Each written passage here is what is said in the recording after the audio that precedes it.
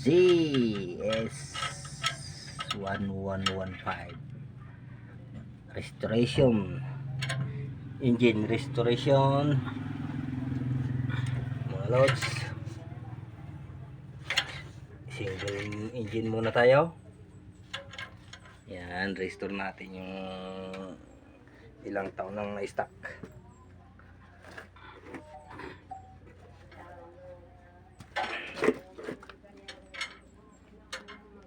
Yan, mahirap linisin.